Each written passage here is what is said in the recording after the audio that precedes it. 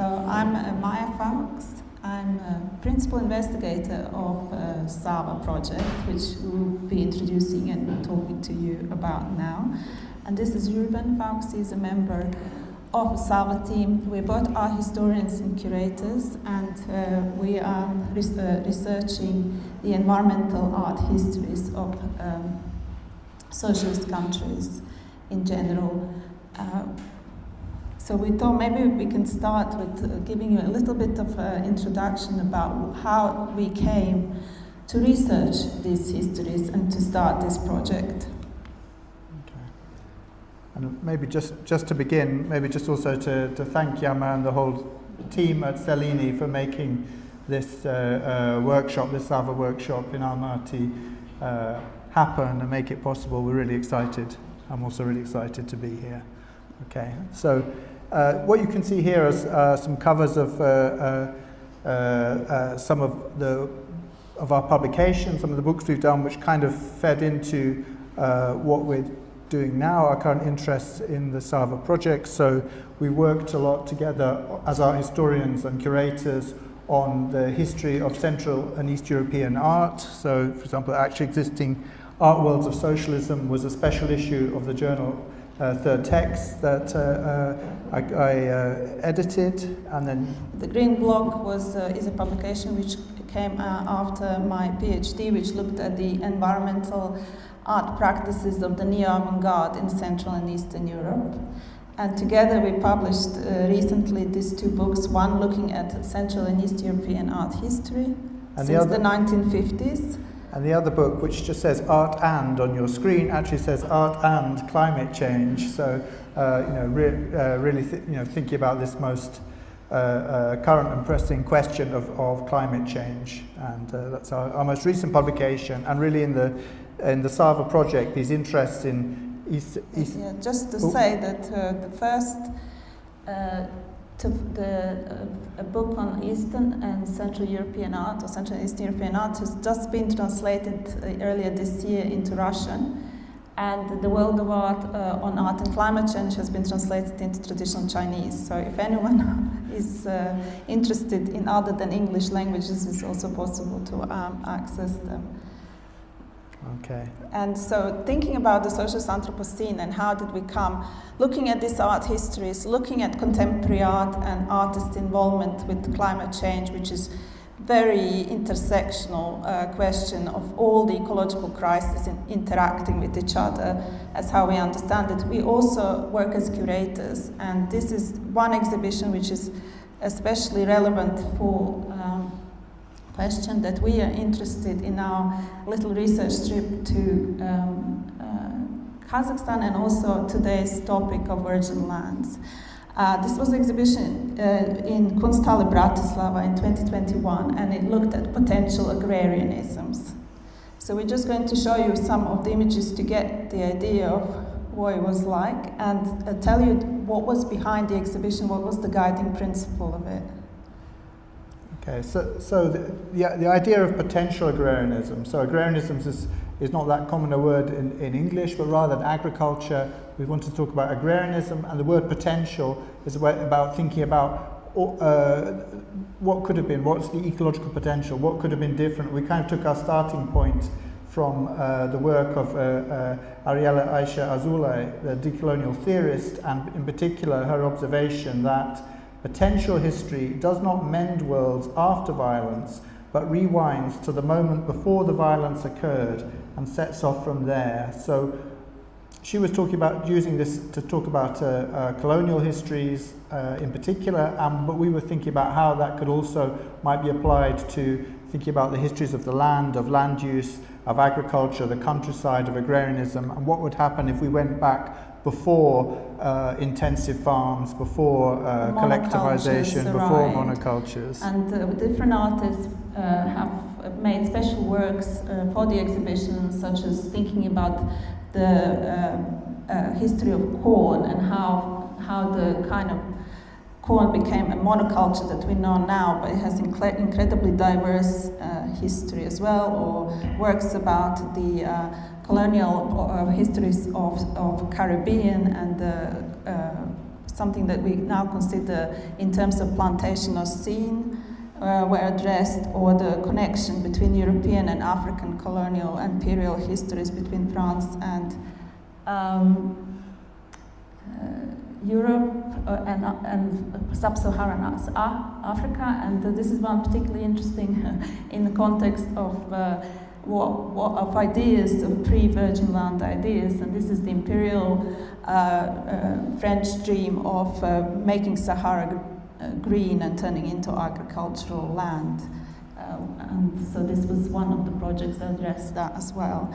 And then another colonial history that kind of set the way we think about the land in the West from the Roman times is a work which is called 1R, and it really thinks about how we think about the land and the possession of land and the size of land and the grid that exists. And and then so this was a massive work that also done from a distance, because it was the COVID period, and the artists kind of managed to delegate the work to create this incredibly huge scale wall painting, and the title is Song for an Assembly 2, and it was really about the struggles in India around the land, like demonstrations by peasants who've been dispossessed from the land, and also the suffering of the earth and the soil as a result of all these processes. And the final work in the exhibition, which you can start with or end with, is this Spanish artist Gerard Orten Castelvi, and it's about the way we eat now and where the food comes from mostly today. As the title Agrologistics. So what we were asking in this exhibition, how can we think about the agrarianisms from a different point of view, perhaps pre-violence point of view? What are the potentialities? What are the examples we could look at to have a different narratives, ecofeminist or indigenous, or different perspectives? And in a way, what we could ask today here is, what would happen if we think about the Virgin Lands histories as a potentials? What would happen if we try to rewind that history to pre-1950s, when it started? What kind of history would develop? Is that a desirable thing at all? Should we think in these terms? How would artists and creatives think about this perspective? What kind of pictures would we come up today? So this was also the guiding principle of thinking about what would be the socialist Anthropocene, because there are so many unanswered questions. Okay.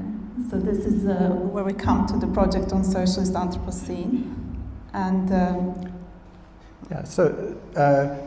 this is the just like a moment of the website, which you can also explore on sava.earth, and really through this project, which is a 5-year project, maybe we'll talk about it a little bit more at the end, the structure, we really wanted to investigate the environmental histories of socialist countries, of countries which shared a socialist history, also globally across the world, and to do that particularly through the lens of art, through art history and through the contemporary art, also with loads of input as well from interdisciplinary scholars as well. And Anthropocene, everyone is very familiar with the discussion of Anthropocene. Even Google has a very apt definition of it nowadays. So we just show you how it's nowadays being defined, and it's kind of the geological age of the humans. And it's widely accepted, widely debated, and also widely critiqued. And the first critique arose around the question of, when it started in around 2000, when it was introduced by Crutzen, who was speaking to a scientific world of stratigraphers and geologists and climatologists. Mostly Western scientists. Mostly Western and exclusively Western scientists. It was this idea of humans changing the geological matter of the Earth. However, their ideas didn't start in 2000. It didn't come with the new millennium. And we wanted to point out that actually there are deeper histories of that. And one of them is also as a predecessor is Vladimir Vernadsky, who is a Soviet, Russian, Ukrainian scientist and a scientist of biosphere, noosphere, and similar interrelated concept. And what is really important is that his ideas around what we can now understand around Anthropocene really started when he came during the Second World War and when he experienced the violence of the war. During the Second World War, he was actually in evacuation in Burabai Mountains. And after he came to Moscow and saw the destruction, for him it was clear that this was the geological event, not just historical and natural. So in his writings at the time, he said that the Second World War shouldn't be examined as part of a single great terrestrial it should be examined as part of a single great terrestrial geological process and not merely as a historical process, because the extent of the interference of humans in the biogeochemical manifestations of the planet had made humans a mighty and ever-growing geological force. So these ideas of the Anthropocene, of humans altering the environment in such a massive way, in a geological way, and on the level of the deep history of the planet, was very much present in his work. And it's also kind of fascinating also from this context where we are here, that these ideas somehow crystallized for him during I think a year spent in the Burabai resort. Okay, and so very quickly the critiques that emerged around the very universalizing idea of anthropos, and it became very clear that anthropos is not something neutral and not all humans are equal.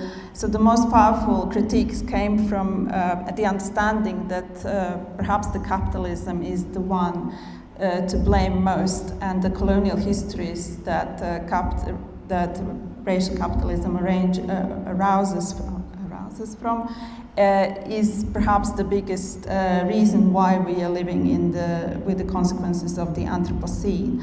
And different critiques from anthropology, from Donna Haraway, and propositions around how should we differentiate this anthropos and how to think about it emerged.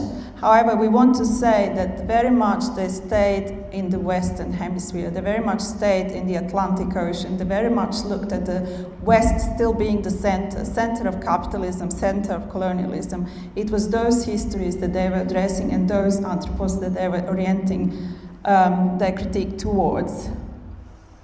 And you can see that perhaps also very clearly in this idea also of the great acceleration, which is a really core idea in Anthropocene thinking, that in the mid-20th century suddenly everything starts speeding up, and scientists, especially Will Stephan in 2011, created these two parallel sets of charts, one showing the increase in all kinds of economic trends, investment, GDP, the amount of buildings, water use and so on, and their exact parallels in effects on Earth systems. So, ocean acidification, all the things that leading up in a way to the ecological crisis of today, to climate change, to carbon emissions, of course, being central to that. But he also, and scholars, when they talked about the Great Acceleration, they also very much situated it in a kind of Western historical narrative and Western environmental historical narrative, looking especially at the period after the Second World War, when there was a big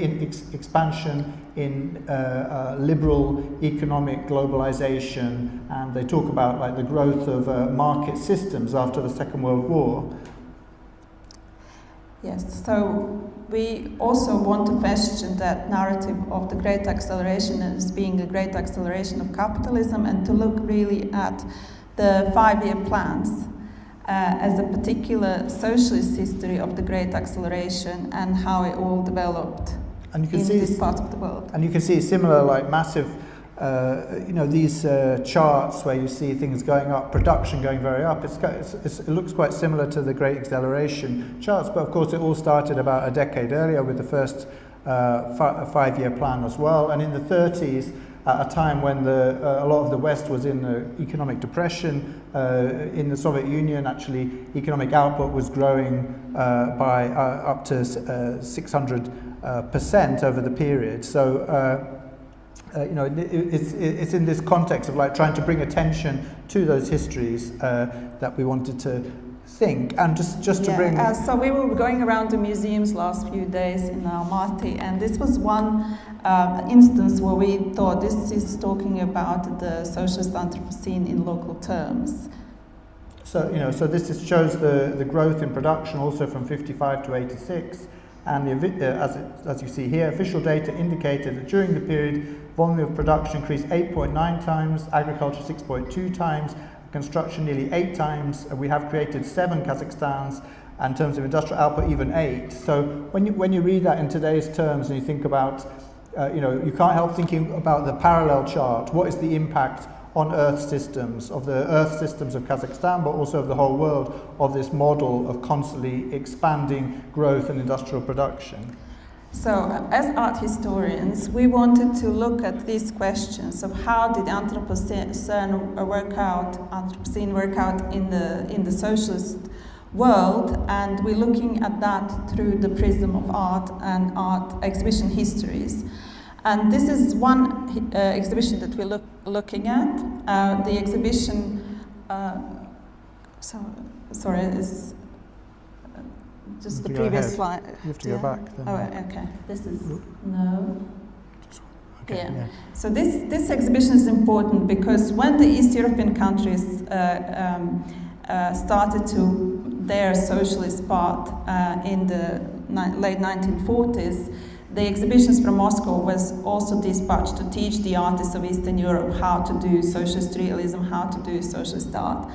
And this particular exhibition traveled to Budapest, traveled to Sofia, to Prague, also was in East Germany, and as touring exhibition they were teaching the artists how to make socialist realist practice. I mean, these are stills from a film, and there's actually a recording of the Minister of Culture at the time, Revai, the Hungarian Minister of Culture, and he directly says to the artists and to everybody there, we shouldn't look to Paris anymore, we have to look to Moscow as our model. So really, this is a really key moment in bringing the model of socialist realism, but also somehow it's also about the attitudes and practices towards the natural world that were also being introduced through this art. So one of the works that toured Eastern Europe and was meant to be instructive to the artists was work by Yutfullah Abdullayev from the Uzbekistan's context of the conquerors of the desert.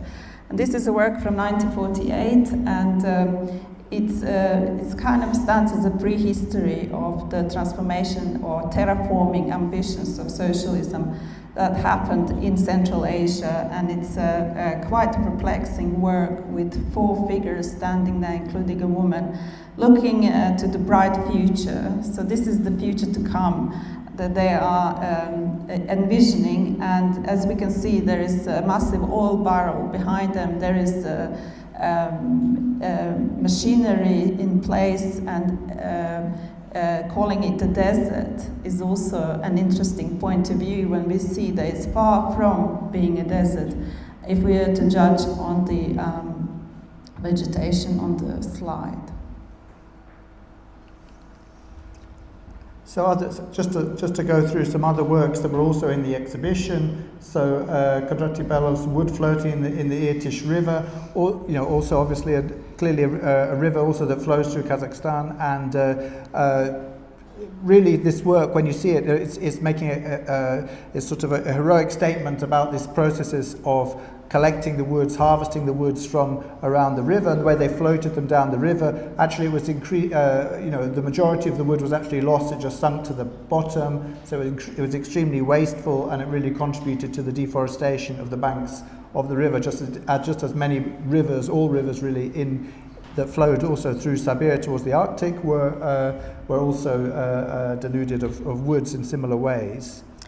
Okay, and one more work which is talking about the Siberian North and about the, I would say, biodiversity at stake in the Socialist Anthropocene, where we see the hunters and we see this overabundance of birds that they killed on their hunting expedition, and it's really this idea of what happened in the Russian north is going to also be addressed in tonight's screening with our creative fellow Oleksiy Radynski joining us online as well. Okay, so we're going to jump ahead like 3 decades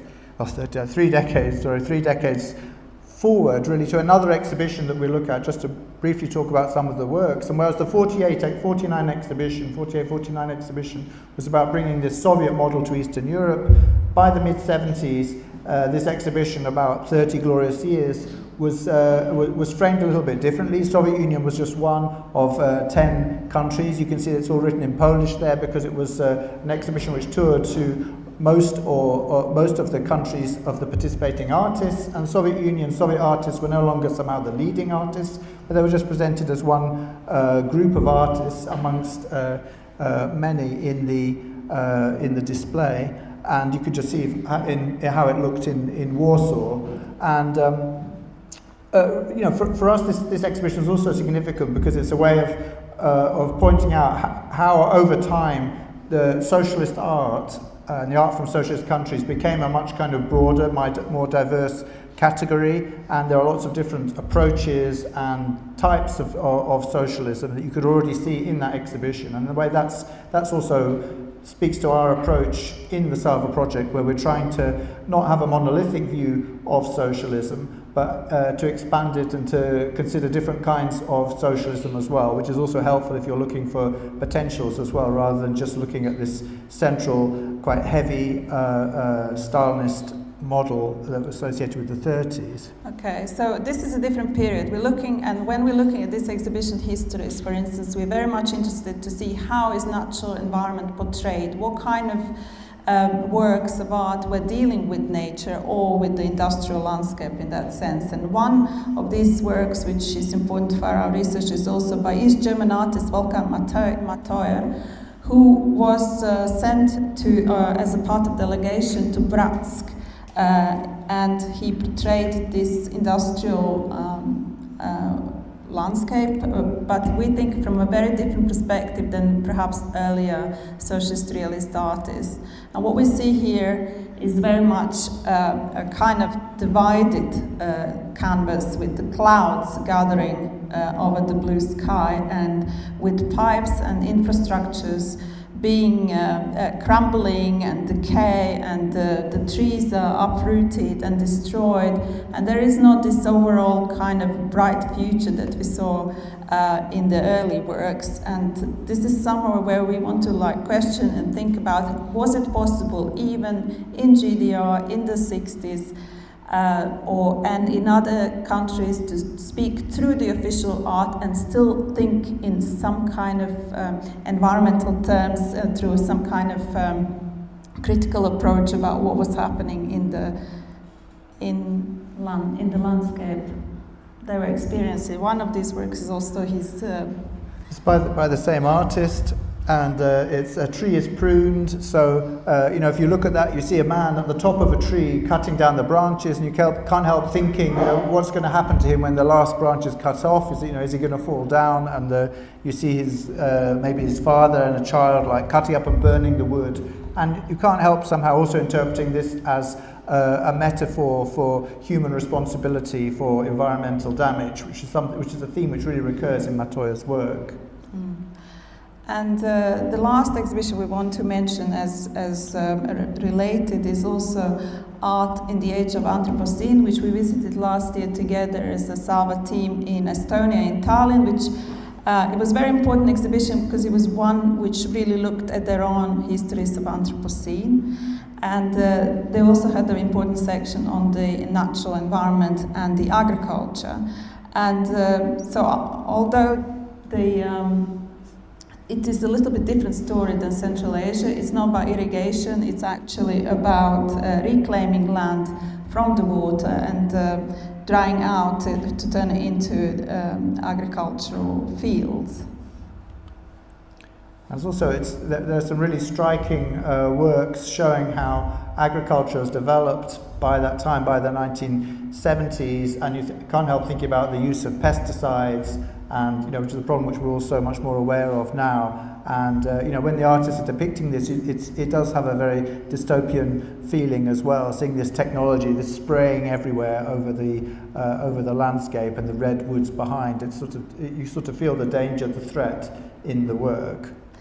And this one particular work is about greenhouse, and it's meant to be the future, the progress, the promise, the abundance of socialism, but it looks incredibly toxic, and the woman looks like she's utterly suffering. So this is a question of how do we read these works today? How do we approach this history? What can we identify in them? And so this is leading us to the questions around how could we think about these histories in terms of socialist Anthropocene, and why should we do that in the first place? And one of the reasons is that we think is really important is to align with other critiques of Anthropocene which arise not from the Western ideas around Capitalocene, but actually from Black Anthropocene, which looks at the Black histories and the relationship to the natural environment through that prism, or through indigenous Anthropocene critiques, and also critiques which are known as Anthroponocene, or what is left out from these stories. And in that way, we're kind of reclaiming a position to talk about this incredibly complex, contradictory, very monstrous, but also perhaps in some ways engendering histories of socialism and relationship to environment, and to pose these questions of what would it be to write these environmental histories from the socialist perspective, and how could we address them best. And so Reuben already said we have very contradictory ideas and very pluralistic ideas of what is socialism. I'm coming from the Yugoslav context. For us, the socialism is generally something absolutely amazing, utopian, which was lost in the 90s. And I understand that other countries and other experiences have perhaps a direct opposite experience of that.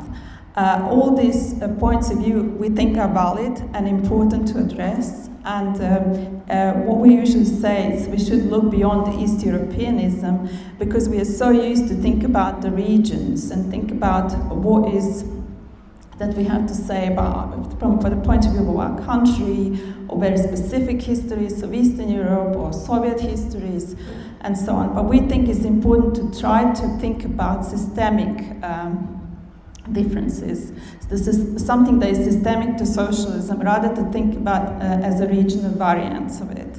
Trying to think whether there is something that is common, that these geographies have all experienced, and have something that we can talk to each other about, and create a space of discussion through the art history, through the environmental history, through the anthropologies, and all different disciplines. And what's at the bottom, what's motivating this search, is the crisis of today. I mean, that's the climate crisis and where we are today, and trying to find a different path through it. So it's not just about studying the past for its own sake and studying these environmental histories, but also thinking what could we learn in terms of finding different models, different approaches that might have potential relevance also for today and for the future. And so this, the images you see, these are the events that are taking place every semester at UCL. This is a 5-year project supported by European Research Council. And every semester we have public events, a gathering, a research week, where we get together to discuss some of these things. And the diversity of the posters is also meant to show the diversities of points of view and discussions. And we're looking about infrastructures, we're discussing extractivisms, we're thinking about agriculture and terraforming, but we're also going to move to think about beyond human domains, about the plants, about the animals of socialist Anthropocene, and most of all people, cultures that have perhaps gone lost during the Socialist Anthropocene. So this is just a short introduction and to what we are interested in, why we're here, and what we want to learn from our speakers today, as well as the afternoon continues. Okay, so, and also just on a note that we very much welcome questions and discussion, but we would suggest let's save them for the end. So there's going to be three.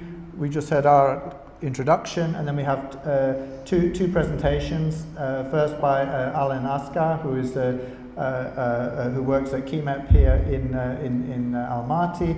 He's going to be talking about the Virgin Lands campaign in its relation to Astana, former Tselinograd, and Aigerim Kapar, who is also going to be speaking afterwards about her project BALKHASH as well, that she's involved in a collective work and art activist project around BALKHASH. And then afterwards we should have a little bit of time for discussion and questions to all of us. And then followed by that, as you may know from the program, we'll have a screening of the film by our creative fellow Oleksiy Radynski called Where Russia Ends. So thank you for your attention, and we'll pass on to Alen. Thank you.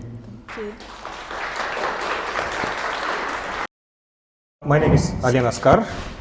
Currently I work in KIMEP, but I'm also writing my dissertation, PhD dissertation on Khrushchev's Utopia, about Tselinny Krai and Tselinograd, Akmola at the time. So I'm not really analyzing the visuality, the questions of the art. I'm more, looks at the ideas of the Khrushchev, what he wanted to implement in the Virgin Land campaign, what was the plan of it. And yeah, let's move on. So that's the picture of the Tselinograd when it just was renamed. And overall, I argue that by the 1960s, the Tselinograd in Kazakhstan will become the main laboratory for the socialist utopian thought, and the Khrushchev were tested many of his experiments on Kazakhstan, specifically North Kazakhstan. So when we talk about the Virgin Lands territory, Tselinny Krai, we are talking about 5th Oblast in the north of Kazakhstan, Kokshetau, Akmola, Kostanay, Pavlodar, and North Kazakhstan Oblast. This was the short-lived experiment that lasted for 4 years, and I would say this is experiments that Khrushchev, as one of the biggest utopian thinkers at the time, well, we can argue about his personality, but he became the biggest expert on the utopia, and his experiments was Virgin Land campaign. Fundamentally, when he was deposed from power, Virgin Land campaign was one of the reasons why he was deposed, and yet, in my understanding, the scholars, when they exploring these topics, they tend to focus more on agriculture rather than also thinking about his ideas. Yeah? Before we approach the Virgin Land campaign, it is important to understand what was Kazakhstan before the Virgin Land campaign. And we know for the vision of the Moscow, from the imperial era, this space was considered as empty. The nomads not really owning the land. And we see this phenomenal argument starting from the imperial era. Oh, okay, back. From the imperial era. Can I back? From the imperial era, they even start writing the history of this region of the Akmola, the previous name for the Tselinograd and Astana, from the establishment of the city, as nobody lived there before 1830s when the city was established. However, the name itself, Akmola, reference to the as a white grave of the sacred man, which is probably Islamic term in its previous. So, however, this city again, Akmola, Tselinograd, Astana, had very interesting destiny, because even the imperial era, there was ideas of creating from the Akmola the capital for the steppe general governorship, for the Stepnoy Krai. Because it was not only symbolized the capital for the nomads, but also symbolized the vast fortresses in the space, the vast territory that could be where you can live, the vast territories where you can have an agriculture. In a sense, it was the borderline territory in the minds of the Moscow and St. Petersburg administration, borderline territory between the West Siberia and the steppes. the territories of agriculture and the territories of nomadism. For this reason, they thought about making Akmolinsk, Akmola, as the capital of the steppe territory. However, then turned out to be that it was not popular enough. Then they moved it to Petropavlovsk. Then we see the era of the civil war, the revolutions, when the city became also depopulated. Previously, it was at least a trading city. The trade between the nomads and the sedentary population, grain, meat, and etc. And the further we see the greatest, the tragedy that happens in 1930s to 33, the hunger, which depopulated the region in extremes. We are talking about, here you can see the numbers, of course, but in order to understand that census was taken in 26, the numbers are probably lower than the showed, because of it was happening, well, just after the Civil War, and the numbers probably are lower than they used to be. While the census of 37 and 39, they are exaggerated. So Stalin did not want to show that there were so many people well, the population of Kazakhstan is decreasing so much. Therefore, the numbers are probably exaggerated. And if you see the numbers, there's a total population, there's not much of a difference. But if you look at the numbers, you can see that there are some ethnicities growing, while the Kazakh population is, of course, decreasing very significantly. Especially, you can see that there appeared a lot of Germans, Russians, Koreans, and etc. And during the Virgin Land campaign, we see even further increase in numbers in the region. So one of the reasons how to battle this census, of course, Stalin had brought a lot of deportees. We are talking about Poles, we are talking about Germans, we are talking Ingush and well, it's later Ingush and the Chechen population, but mostly we're talking about Koreans. Overall, the Kazakhstan was perceived, again, even despite its deportations, despite its census, as empty space by Moscow and the socialist sphere. Therefore, it became the place for the experiments, not only as a military and nuclear testing sites, but also the testing sites about the ethnicity, about nationality, perhaps making a different identity. Therefore, the northern Kazakhstan Oblast during Virgin Land campaign would be called the laboratory of the socialist identity, or planet of 100 languages, because here we will see the people of 100 different nationalities. Yeah, okay, let's move on. Well, Akmolinsk at the time, before the Virgin Land campaign, was also a very depressing city. It was a regular city in the region in North Kazakhstan, in Western Siberia. There was an overall lack of greenery. Most of the buildings were built one floor made out of mudblock buildings. Every spring, there will be extreme floods that will make impenetrable the cities of the city streets, and etc. And overall, there was almost no city center, with the exception, the city center of the city became like the train station. Yeah, I don't see what's there. Yeah, and population was 77,000 people at the time, just before that. And usually the streets of the Akmolinsk before the Virgin Land campaign looked like this. It was full of mud, especially in the spring. The city was rather controlled not by the administration, but rather train station administration. So, and here we comes to the Khrushchev. Of course, we have a different perspective on the Khrushchev, and overall he remained become like a joke in the post-socialist world, like considered to be a fool. But it doesn't, well, mean that he had no ideas. And I tried to, in my dissertation, have kind of logic to his ideas, and therefore I'll explain some of these topics. So after Stalin's death, he wanted to challenge the Stalin as the legitimate ruler of the leader of the Soviet Union, and he inherited the Soviet Union with a lot of problems.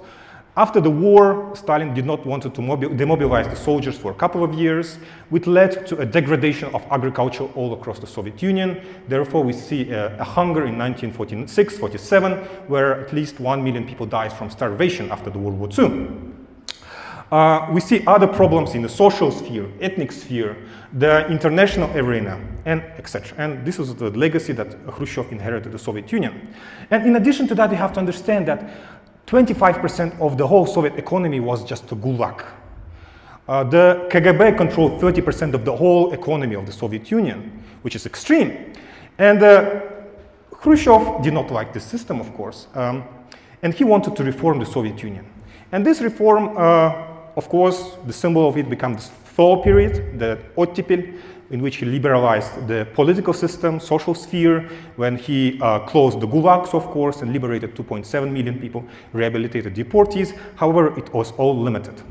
In Western scholarship, often there is idea how we should treat the Khrushchev, whether he's a continuation of Stalin and his reforms, or perhaps we should consider him completely differently. And in that regard, he's in the middle position. Many of the ideas of Khrushchev, he continues from Stalin era. Yeah? We can see it from his speeches, we can see them from the newspaper articles to Gazeta Pravda, to newspaper Pravda, and etc. And the battle for power, of course, he wins, and one of his key arguments where he gambles everything was the Virgin Land campaign. The idea that Soviet Union have to solve the issue of agriculture, to solve the issue of consumer goods, and all of a sudden solve the question of the hunger in the Soviet Union. Therefore, it became the main of his political reforms. Studying Khrushchev is not easy. He's extremely chaotic. He implements the reform, and the next day he forgets it about it, and then criticized his own decision. He makes the reform, then brings it back, especially in 1960s. But yet, I tried to bring some logic to him. One thing that keeps occurring about the discussion about Khrushchev, from the memoirs of the other Soviet officials, is that he believed into the nationless communism. And he truly believed that in the future there will be no nations. Therefore, Kunaev himself says that when they were discussing the Virgin Land campaign, Khrushchev told him that there will be no borders between the republics. There will be no borders. There will be no difference between the nations. And almost the same later, he would 1960s he would promise to the Soviet people that this generation of people, of young people, would see the Soviet Union approximately in 20 years by 1980s, 81 year, that there will be communism. And people believed that. People believed that, and at the same time, he was implementing the idea of, the Virgin Land campaign, and many people understood that if they wanted to participate in the building of communism, they have to participate in the Virgin Land campaign. In a sense, becoming Virgin Lander meant becoming a communist. Yeah? So they were building in the idea, and also the idea that I did not really touch, but also he wanted to to destroy the borders between the republics, and also destroy the borders between the city and the village to make everything more or less equal and the same. But immediately he faced with the resistance from the Kazakhstani cadres, especially from the Shaykhmetov and Afonov, who were the first and second secretaries of Kazakhstan. Therefore, he addressed it directly to the first obkoms, the oblast leaders, in which he asked to analyze how much land is able to cultivate for the agriculture. And Shaykhmetov also resisted the decision. Instead, he sent the numbers to the obkoms so that they would send these numbers to Khrushchev. But there appeared a problem. One of the obkom leaders, Nikolai Zhurin, decided to ignore Shaykhmetov and send his own numbers to Khrushchev, and also criticized Shaykhmetov for his ignoring Khrushchev's decrees. And from this, we see that probably Khrushchev found out about Shaykhmetov resistance and etc. And overall, Zhurin became one of the leaders of the pro-Virgin Land policies in Kazakhstan. Yeah, immediately after that, 1953, the Shaykhmetov would be deposed from power, just like Afonov. Shaykhmetov would be sent to the South Kazakhstan Oblast. And other obkoms, with the exception of Nikolai Zhurin, would be deposed as a nationalist. Nikolai Zhurin would lose his position as the obkom of Akmola, but he immediately will be sent to Pavlodar. Yeah? So he will more or less keep his position. And instead of Shaykhmetov and Afonov, he will send definitely colonial relations. He will send the cadres from Ukraine and from Russia. Yeah? It is Pantelimon Ponomarenko and Leonid Ilyich Brezhnev. Yeah? Yeah. Okay, I can see. Yeah. Well, yeah. And then there appears a system for a long time when the first secretary of the Communist Party would be primarily brought from the Moscow. Of course, Kunaev would be an exception in the later stages, and Yusupov and etc. Yeah, so what's the Virgin Land campaigns? This is one of the biggest industrial experiments of the 20th era. Millions of people were brought to the northern Kazakhstan regions, which was heavily depopulated after the hunger. I would argue that even during the Asharshvuk, during the Great Hunger, the North Kazakhstan Oblast suffered more than the others, and they were more depopulated compared to the other regions of Kazakhstan. Yeah, and with the Virgin Land campaign, we see huge inflow of the new workers, peasant, kolkhoz workers, and also we see the rise of the new cities. The cities were erected like Makinsk in North Kazakhstan Oblast. Yeah. Here now I will talk about 3 levels of the Khrushchev idea on the Virgin Land campaign, and the first one is of course the Virgin Land Krai, Tselinny Krai. What was it? What was the idea behind this? And if we dig into the topic really, we see that it was not the first territorial experiments of the Khrushchev. He attempted to give the territory of the southern Kazakhstan was to Uzbekistan, which was successful. He attempted to give Mangishvak, the oil and gas regions, by some accounts to the Azerbaijan, by another accounts to Turkmenistan. He wanted to unite the Karaganda Oblast and create southern Kazakhstan Krai with the unification of southern Kazakhstan, of course, Karaganda in southern Kazakhstan. And here we see that probably he was trying to experiment bringing a new administrative system to the Soviet Union. Yeah? And Tselinny Krai, therefore, which was created in the 1960s, would be probably his biggest experiments. Okay, I have running out of time. Because in many accounts, this Krai, this region, this territory would be called as the 16th Republic of the Soviet Union. And by this, probably he meant creating of the new administrative division of the Soviet Union, which would be based on the economy. And then if we are, would remind his other attempts to create another administrative system, we see, remember that he unifies the whole Western Kazakhstan and creates by 1962 West Kazakhstan Krai, which probably was his key decision was the oil production. He wanted to bring the Karaganda and South Kazakhstan and create the industrial region, the region that will be responsible in industry. In that regard, the Semipalatinsk remained without any oblast. It remained alone between 3 krais, yeah? And the Karaganda would be also not attempted. However, in the Kazakhstani historiography, a lot of attention was given to Tashenov, that he resisted, but in fact, a lot of the decisions against Western Krai about Karaganda Oblast was implemented by Kosygin, who resisted to the decision of Khrushchev, who criticized him for that, and stopped from a lot of his reforms. Yeah? And probably in some memoirs, it's written that probably Khrushchev wanted to make Tselinny Krai that responds for agriculture, Cotton Republic in the Central Asia, the coal republics in west of Ukraine, where now conflicts are going on, initiated by Russia, of course. And yeah, with the Virgin Land, there appeared another phenomenon of double administration, when the Moscow had controlled the region outside of Almaty decision.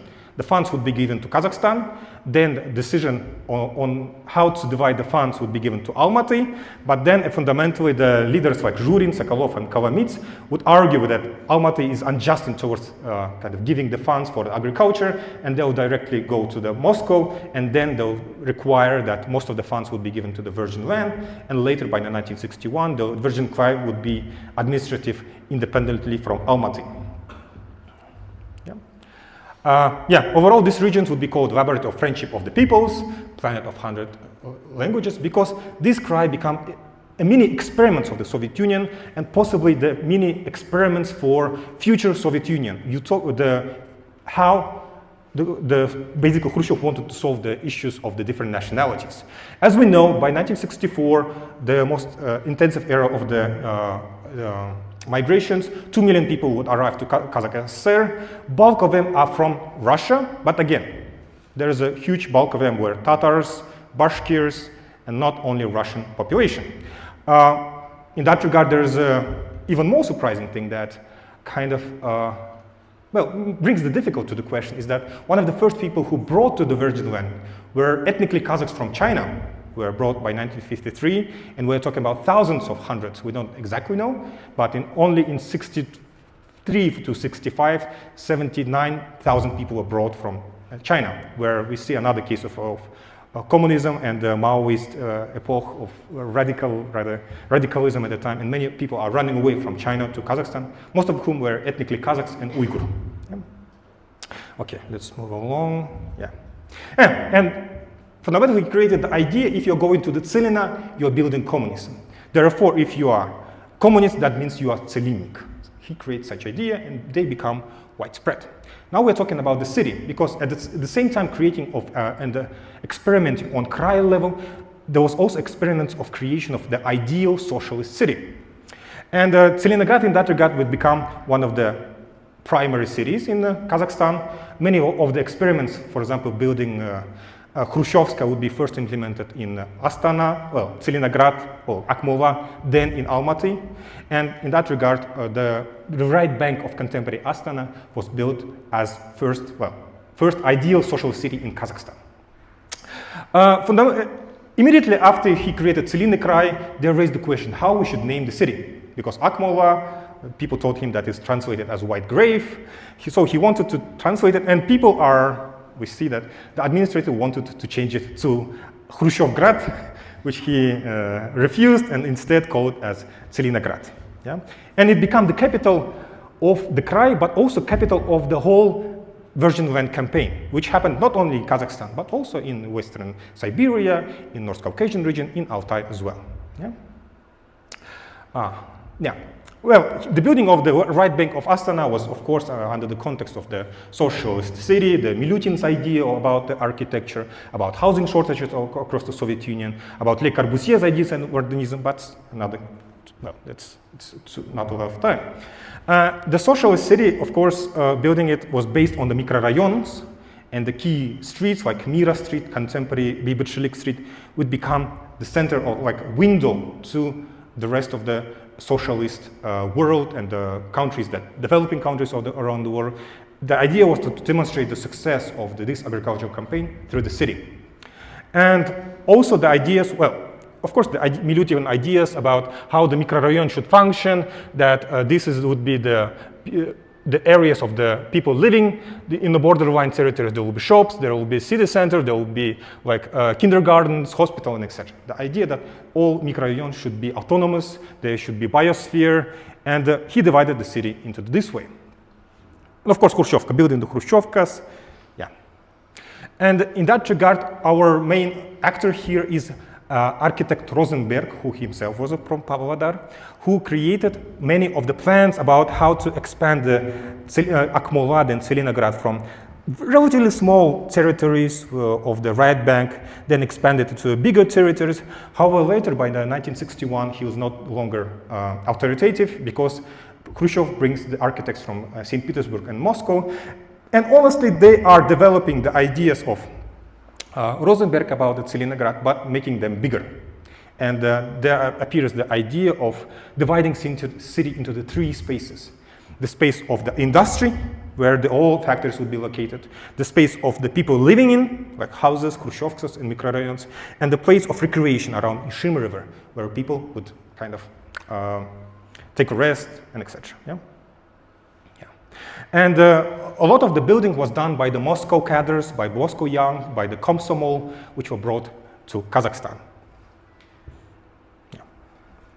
However, it was extremely problematic, because they're always behind the schedule, and the key reason for that is the whole Soviet system of the architecture and the construction, because the biggest construction in Astana were Kazakhstelmash, Tselin-Tselmash, and railway station. They were given the funds so that they would build the houses for their workers. However, they completely ignored the Rosenberg and the Moscow decision how to build the city. Overall, there was idea that bring factories outside the city, but they ignored it because it was difficult for them. Instead of building the houses, proper houses, Khrushchevkas, they built one-floor housing, which had no communication, which had no water and heat and etc., which they started worsening the situation that was happening already in the Tselinograd at the time. So Rosenberg firstly tried to write to Almaty, Union of Architects of Kazakh SSR. They addressed him to write to prosecutor against the industrial complex, and the prosecutor refused to initiate any dela against them because they could not do anything against the directors of the industrial complexes.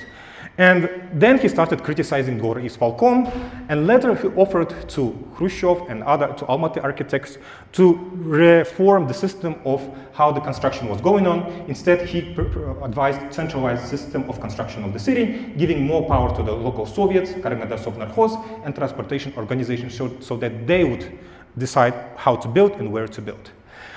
Yes, there were thousands and even millions square meters were built. However, the quality was extremely low. The master plan that was even brought by the St. Petersburg and Leningrad and Moscow architects were ignored. Yet we see that thousands of people received their apartments. Yet the quality was low, therefore they started creating new microrayons that were called Shanghai, Yugo-Vostok, which a bit was derogatory at the time. Yeah? And often the cities were built improperly with the improper communications. Here you can see the example of results of it, why the Astana is flooded every year, because they did not consider the communication of canalization and etc., which led to a crisis in the Tselinograd. Almost every spring that it will be flooded. They would even name one of the cities, the local people would name one of the cities, I think it's Pobeda Street. They would start calling it as Geologist Street because always there was some constructions, the canalization always stuck and etc. They will start calling it Geologist Streets. Yeah? And the problems of the city is not changed. Yet we can see that some of the key buildings that was directed by the Moscow were successful, like building the Palace of the Virgin Landers, Palace of the Young, Palace of the Railway Workers. They become the successful. And in that regard, we see also that the city started creating their own identity. And the symbol of identity became the agricultural worker and the head of the wheat. The grain became the symbol, and wet grain became the symbol of the city. You can see it in the symbols of it. You can see in one of the emblems of the city. You can see the association with the workers, kolkhoz workers. And we can say that the city started developing new identity, which was unlike the rest of Kazakhstan. Well, especially Almaty, where we see the symbols of the city, where we see ornaments, Kazakh ornaments on the regular homes and Khrushchevkas. This was completely absent in northern Kazakhstan Oblast. Instead of Kazakh ornaments, we see such symbols, okay, of grain and etc. And the last point that I wanted to make, but that also Khrushchev created a new communist, new people, perhaps the new republic and the new people there, which became the Tselinny, or Virgin Landers. This was the new identity. It did not care much about the ethnicity. It was rather about how building of communism. And of course, most of the work was done by the deportees who were persecuted at the beginning, repressed and limited in their rights. But later stages, they will be also included in the socialist construction, Virgin Land construction, and etc. We see the migrants from China, ethnically Kazakhs and Uyghurs. But later, by the 1960s, these people started identifying themselves as the Virgin Landers. Yeah? And they started dividing not on the ethnic basis, but rather based on which migration wave you are, whether you're early Virgin Landers or later Virgin Landers. Even some deportees were included in this campaign, especially Germans, who were deportees and limited in their rights at that point. They were not allowed to return to their homes in the Volga-Ural region, but still. And we see also a lot of young people are participating in this building of Virgin Land crime. And therefore, people started calling the Tselinograd as the city of the young, which shows extreme level of the childbirth, the marriages, and etc. And there are a lot of reasons for that. Yeah. But of course, it was happening with the Russification, because majority of the people who arrived spoke Russian language. The Russian language was the language of communication, and overall, it came at the cost of the Kazakh language and Kazakh culture, which suffered from this. And the whole bureaucratic system was Russified. A lot of Kazakh schools were closed, and yeah. But all of these trends were in the cost of creation of the new identity. So again, Khrushchev wanted to get rid of the idea of the nation. Instead, he proposed the idea of the Virgin Lander. And even when he visited Tselinograd for 6th time, he said that I have created the new national dish for virgin landers. It would be beshparmak with the pork or borщ with the horse meat, which kind of in his mind was a combination of the culture, but to be honest, it was not that widely spoken. It was, according to him, his idea. And in general, we can say that these people they actually had better access compared to the rest of the Kazakhstan due to the black market was allowed. It would bring a lot of Western products here, and therefore, and yeah. And we can see this new identity to those people in the city naming, in the architecture, in the mosaics of the city, in the sculptures, in the newspapers, and yeah. And in building this new identity was given, the task was given to the journalists, because according to, well, if we study the Benedict Anderson idea of how the nations were created in Latin America, it probably fits this narrative, because Khrushchev brings a lot of funds in order to fund the newspapers, and we see the creation of the new newspapers. Well, previously there was Astaninskaya Pravda, Akmolinskaya Pravda, and Stalin too, but then we see a new newspapers like Tselinny Krai, Молодой Tselinnik, and Tın Ülkesi. Here we can see the journalists, most of them were young, enthusiasts, and yeah. And honestly, it shocked me a bit that because those journalists had far lesser censorship on them compared to the rest of the journalists in the Soviet Union, and especially in Kazakhstan, they were given, in a sense, carte blanche. And one of the funniest, well, in the whole Kazakhstan, there was only 92.2 positions for the censors. Mostly it was done by the editors, but largely these newspapers were far more open, and we can even compare the openness censorship probably with the Glasnost era journalism at the time. Now, largely newspapers remained independent, and often, and according to Luisa Svicic, one of the newspapers in his memoir, she says that often they were not even accountable. Sometimes they wanted, when they wanted to write about like corruption in the Sovkhoz or in the Oblast, they would create fake personages, and journalists themselves start to write from the fake personages about criticizing the Oblysполком. That allowed them to save from the persecutions of these people, because they simply, authority could not find them. And they will start writing the newspapers directly to the several newspapers at the same point, to the Akmolinskaya Pravda, to Молодой Tselinnik, and to Pravda in Moscow. That's why they guarantee their kind of safety in this regard. Yeah. And they created a system of the local administrative being accountable toward them. And we see a lot of the cases when the local administrative being changing them constantly. Like there is a huge flow of the administrative because the journalists are writing about them and they are losing their positions, and etc. There appeared a very interesting story when the Dvorets of Tseliniki, the Virgin Lander Palace, was opened, when one of the journalists at the time, Adolf Dichter, wrote an article about criticism of local system and local administrative, and at the same time the Khrushchev visiting the city.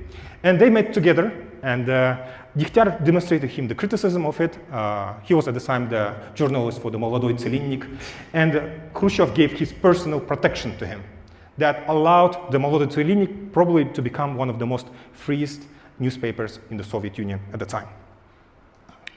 Yeah. Moreover, they were already finding, well, probably seeing themselves as the Virgin Landers. They feel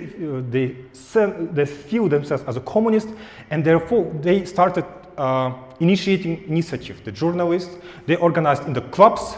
One of them was Nina Krishtopa, who created, with the other groups of engineers, architects, journalists, and other activists, have created the first independent urban journal in the Soviet Union, well, at least in Kazakhstan, where they created Tselinny Krai на благоустройстве города, Tselinny Krai on urban beautification, and published this independent journal, and started showing this journal to the Oblysполком, local administrators, so that they would initiate some changes. And that way, Nina Krishtopa were able to create, well, raise the question of the mud in the city, the lack of greenery, and then she was able to convince the local authorities to give them funds, so they would build the Dendro Park in the contemporary left bank of the city, contemporary Astana was the center located. There was previously a huge Dendro Park there, and the person who have done this is Nina Krishtopa, who was created this journal, and those journalists would never be persecuted for that. Yeah. fundamentally, Khrushchev would fail, not because of his lack of ideas, probably had too many ideas and too many experiments, but on the international area, he almost brings the humanity to a nuclear collapse, nuclear annihilation with the Cuban Missile Crisis. He had a lot of experience by this. He paralyzed the whole bureaucracy by attempts to divide the borders. They draw the borders of the Soviet Union. There was a draw periods of the Tselinograd because of the unstudied agriculture, and that he resisted, and he kind of implemented his own decision how to bring the virgin land. It all led to a collapse of the bureaucratic apparatus. Yeah, and also he became hugely unpopular in the population. However, and many of these reforms would be reversed back. However, and the city would become with the problems. The virgin land cry would be abolished later when the Brezhnev comes to power. There was no longer sponsorship of the identity of the Tselinograd. However, he remained a quite fundamental influence on the North Kazakhstan Oblast, because he built the Soviet Union at that time, brought agriculture, erosion at the same time, but built the cities, industry, the houses, created the identity of the Tseliniki that started living even after the Khrushchev. So this is one decision was difficult to reverse back. Even today, many people are living, it was one generation, people who are in their ideas of that being virgin lander, Tseliniki. Even today, if you go to the right bank of the city, some people, older generation, claim that they are Tseliniki, they're not Russians, they're not Kazakh, they are Tseliniki, and etc. Yeah. And yeah. So, and this, unfortunately, had happened at the cost of Kazakh identity, of the cost of Kazakh language, which would further disappear in the northern Kazakhstan. It's a problem up until now. The population, ethnic Kazakh, would only contribute 18% of the population in this region, and the northern you go, the less Kazakhs are less and less percentage of the region by 1964. Okay, I think I've already taken too much time, so thank you very much. I'll proceed with the... Soviet kolkhoz in Kazakh from northern Kazakhstan. This is the Sararka land near Kokshetau. And today I will talk a bit about my research and our collective initiative Care for BALKHASH with my colleague from Artcom platform. And so we arrived to BALKHASH from Astana and Almaty after our a few years long research, exhibition, educational program on Artcom platform, which is community-based contemporary art and public engagement platform, and through the research of the collective memory, nomadic heritage, climate, environmental justice, we decided to and committed to care for the Lake BALKHASH through our colonial perspective. And this research is part of the As You Go project, the roads under your feet towards new future. So BALKHASH, I hope everyone knows where BALKHASH Lake located. It's in central Kazakhstan. And my personal acquaintance with Lake BALKHASH happened in my childhood when my parents and I were traveling by car from the north of Kazakhstan to Kyrgyzstan. I was mesmerized by the beautiful landscape of the lake and its turquoise waters. And I remember that there was something very upsetting and disturbing about socio-economic situation of the local residents. Along the roadsides, people sold smoked fish and spent the night in huts. For them, it was the only way to survive the transformational period after Kazakhstan gained its independence in 1981. And BALKHASH Lake, it's a large close water body in Kazakhstan with an area of 16,400 square kilometers, making it 13th largest lake in the world. The transboundary basin of Lake BALKHASH is 413,000 square kilometers, located in southeastern Kazakhstan. And Eastern Turkestan, which now called as Xinjiang Uyghur Autonomic Region of China. And the main artery of the Lake Balkhash is the Li River, which supplies up to 80% of the waters and originate in the central Xinjiang in China, fed by rapidly melting glaciers. The ecosystem and water balance of Balkhash Lake is disturbed, being shallow, one part of which is salty and other is fresh.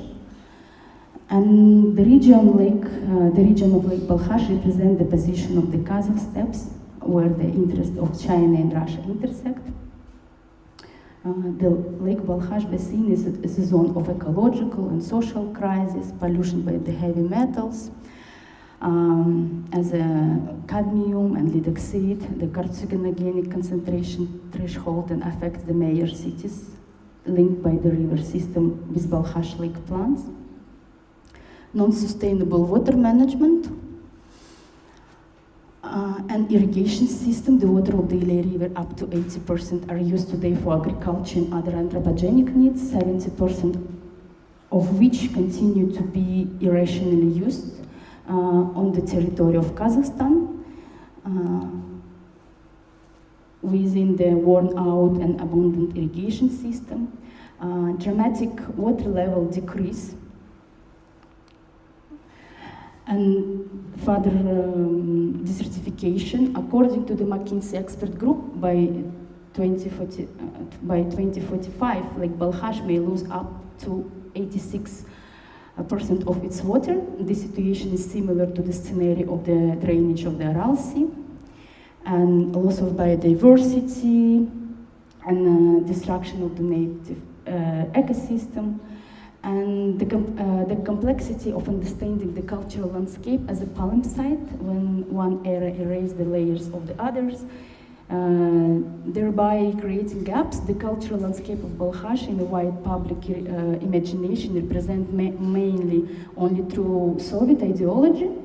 The ecological catastrophe silence does not attract attention. Economic and transport program do not take into account the pressure of the ecological and cultural landscapes. Memory goes away with the people. Through the reconstruction of the cultural landscape, through the restoration of memory, it can be possible to restore or manifest, rethink the value of the lake for people, communities, and ecosystems. And through our Care for Balkhash initiative, we took several actions to also transform the situation around Lake Balkhash. Many of you knows about the project. Some of you also went to our events in Balkhash and also in Almaty. I did this research from 2020 to 2022, so it's already like 2 years past. The situation did change, but not so much.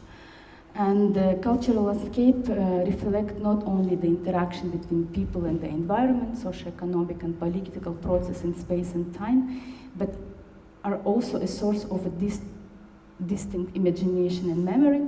They are also central in the production of ecological alertness, and communities both operate under the pressure of global economic growth indicators and dwell in the critical state of environmental and public health. Due to absence of accountability for the ecosystem vital for the human and non-human life. And so this research was one of the first steps, and my research was done in collaboration with ArtCom platform community, and we want to understand the cultural landscape of the Lake Balkhash and all living beings around it. It as communities and ecosystem. Through the rediscovery, re-evaluation, we would like to synthesize the new values for the future, appealing to the past and to the present, and we believe that the colonial optics would shed a light and build a new platform for dialogue, which is the main goal for our project. There are few major objectives. So we primarily we studied the primary objective is to study and access the historical development of the regions and social-cultural value of the lake communities. Also, we wanted to look at socio-economic and environmental problems through the historical context, And we expect it will help to identify the potential impact of development of the new infrastructure on the future of local communities. And so this is the, so as I told, it's a multidisciplinary project, so we invited work together the scholars, practitioners, and people who based in the basin area. So we engage biologists, ecologists, and other scientists to collaborate. And we studied what place BALKHASH.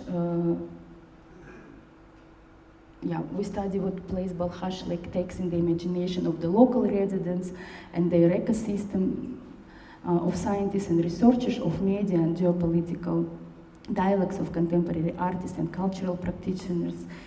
This gives us understanding of the knowledge that is available and the trajectory of the further investigation. What I also learned that about BALKHASH Lake, mostly people even in Kazakhstan do not have proper information. The only thing that people know is that BALKHASH Lake located in Kazakhstan, one part of them salty, one of fresh water. This is like maximum that people knows about BALKHASH. Even in Almaty, and people in Almaty also do not aware that they are part of the BALKHASH Lake basin. That water that you're using every day, it's impact BALKHASH. But people in Almaty don't know about, and this is not that people like so lazy to know. This is the several historical, imperial infrastructure and other things that impacted why we have this like BALKHASH in this gray zone and this silent strategy going on. So the traces of different stages and anthropogenic influences around BALKHASH Lake date back to the even earlier than Bronze Age. This evidence is by archaeological research in Kazakhstan, found in settlements, burial grounds, and mounds under the leadership of the Aigerim Margulan in the 30s, 50s and 50s of 20th century.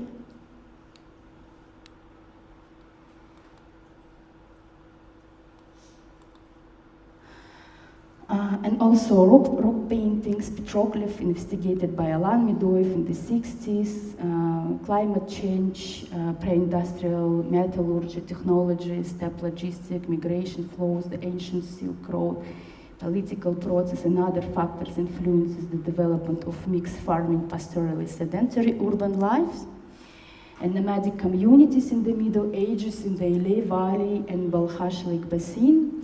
And as also the previous speakers told about that, that Kazakhstan was called as a empty space, and BALKHASH Lake area also through the old, mostly Soviet created knowledge called as also empty space, and this is why I also pointed some cultural landscape from the Bronze Age to the Middle Age, and here we also can see the map of the Karkalar Uyezd with settlement map of the Kazakh tribes around, and mostly around the lake from the north part there is mostly Tobakhta from Alen tribe, and on the south mostly Jalayers.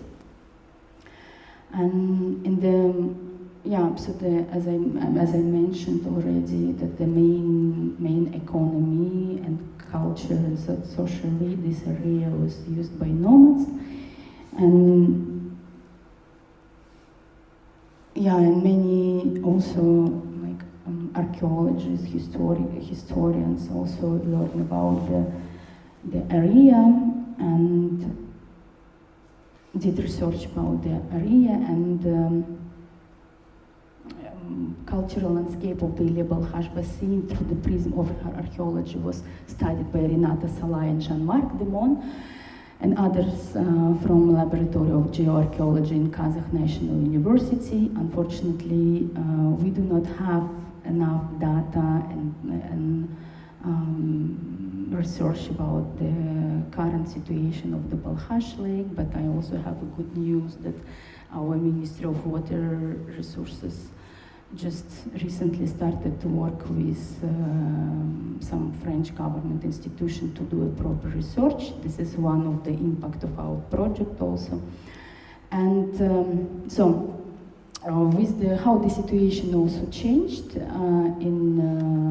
during the 19th century, with the colonization of the Kazakhstan by the Russian empires from the second half of the 19th century, began the resettlement of the Russian empire's peasants and Cossacks to the area, as well as the study of the region by geologists, travelers, geographers, and other scientists who came by. And the knowledge around the BALKHASH, like written knowledge, started to be appeared start to wrote by the imperial academists and scientists, and the region was in the center of the anti-colonial struggle of the last Kazakh Khan Kenesары, and together with him fought Aghbay Batыр, who lived in southern BALKHASH region, whose memory is present through BALKHASH city nowadays. This is the main square, and we can see the monument for the Aghbay Batır. There is so what I also learned, that people in BALKHASH, they remember these anti-colonial struggles and what is in their collective memory. And so during the 1930s, this region was highly impacted by the genocide, by the artificial famine. More than like 40% of the population killed. 1 million people migrated through China to Iran and Afghanistan, and more than 20,000 people left their native lands in the BALKHASH region. Yeah, and like more than 1 million is in Kazakhstan in general. Yeah, and this is also, I'm talking about like the half of the population of the whole Kazakhstan. And what I also learned from the local communities, they created the Belga, the monument on the shore of the BALKHASH, and they put it there that more than 55,000 Kazakh nomads died there in 1930s. And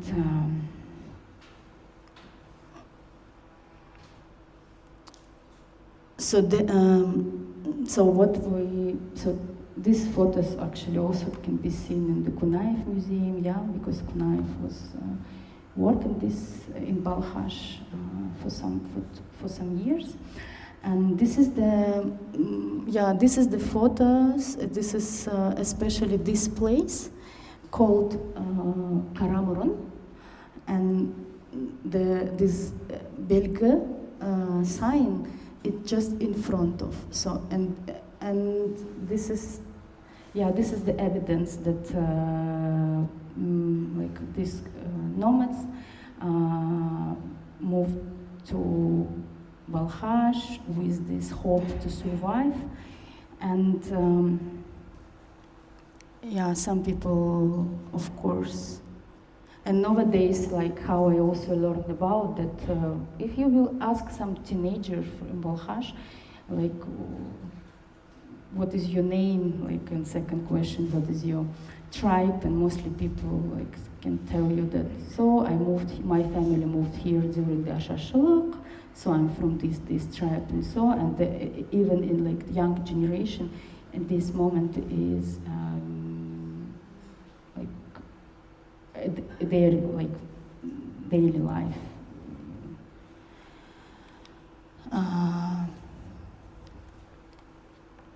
So this is that they are talking about, like the daily. Yeah. So this is the monument. This monument was initiated by the local communities with support of the city administration. But the initiators was a group of the people, and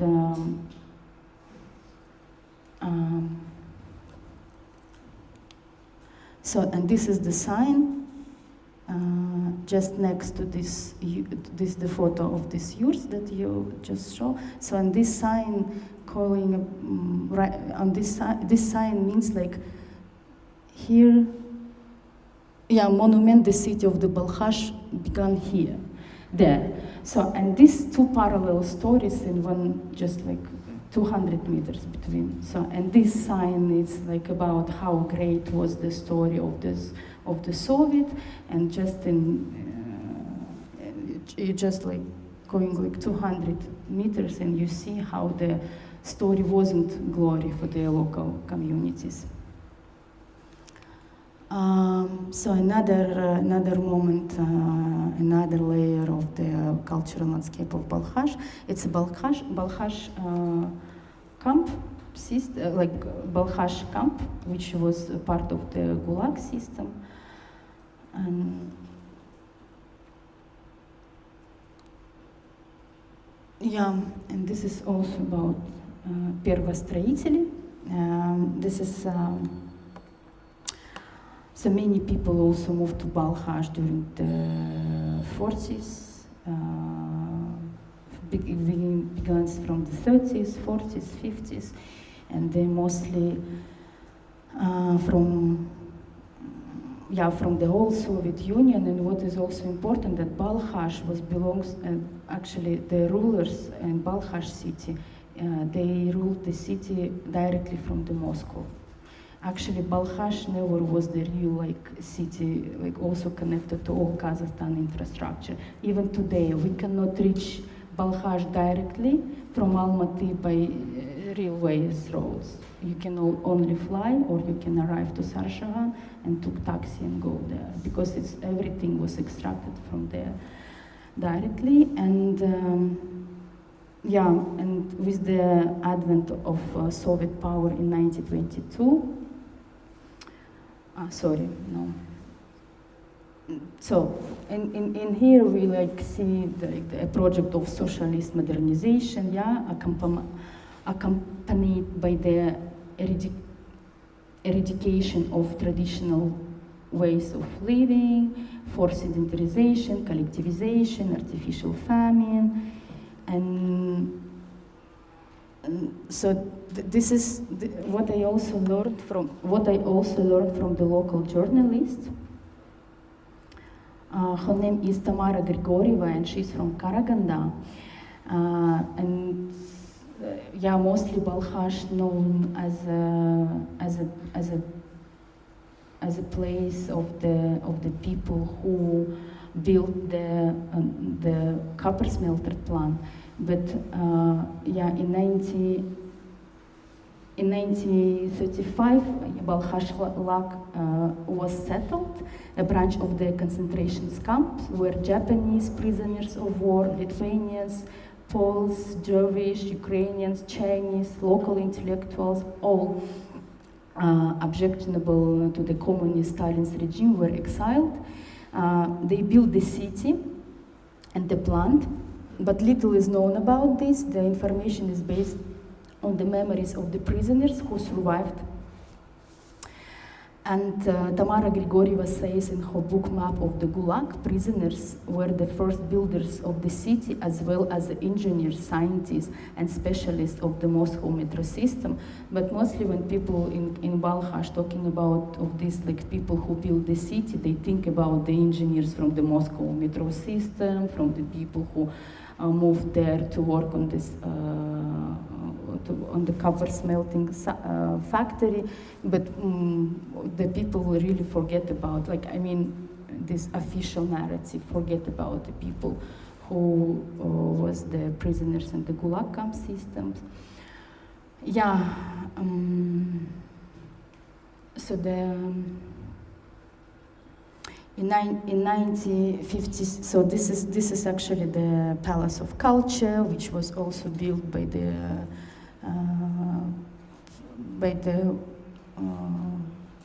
included by the people and including prisoners of the camps. And so this is what I found online. So this is the map, and this red figure is imaginative, the size of the Sarshagan polygon, which was built in 1956. It's an anti-ballistic missile testing range, and which works to until today. Yeah, it's rented by Russia from our government with the center in the Priazorsk city. And this is, it served as a radar shield from China. Another, there is also another close military city, BALKHASH 9, which was opened like a few years ago. And so, as I know, for now, like the territory of the Sarshagan polygon may be 1/3 smaller than in this map, but there is no open sources, of course. And how this system works, actually, so the Russia, they launched the test rockets from Kapustin Yar in Russia to Priazorsk. Actually, this Kapustin Yar, this military test site, also like part of them also they are renting from Kazakhstan. And the entire rocket garbage falls on the south side behind the lake. So they pull from Kapustin Yard and from Sarshagan polygon. They're reaching the rockets from there. Yeah, and as you know also, this is the symbol of the city of the Priazorsk. So this is also combination of the local culture and socialist Soviet military imagination. Yeah, and as also previous speaker talked about, that the territory of Kazakhstan was like the field, experimental field of the USSR and during the Cold War, and testing the nuclear weapons, like development of the rocket and space technology and the creation of the missile defense. And so this is how Priazorsk, this is a photo from the museum there. This is also the main square, and we went there last year. The Russia, the sign was, there was the montage, so there is no Russia. I think it's happened like after the full-scale war in Ukraine. This is also the public art from Priazorsk. What I also notice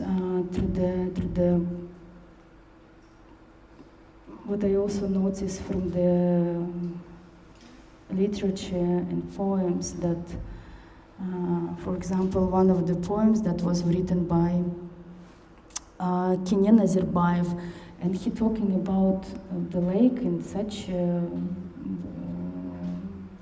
in the way that it's he writes, but the lake always had a bad reputation, and even dogs would never drink water from it. And now there is a factory, noise here, and people awake the gloomy step. And this is like, and he was like, he worked for the Soviet ideology in this way. But what is interesting, that for example, Kasimo Manjolov, in his poem, he wrote in Kazakh, and that poem was in Russian. So, and he wrote that in his poem, Balkhash in Kazakh refers to the lake as a grape, and sorrowfully ask, who changed you? And express the hope that the lake will someday splash goodness on the shores and the environment around. And in nowadays also the young poet Anwar Dusimbinov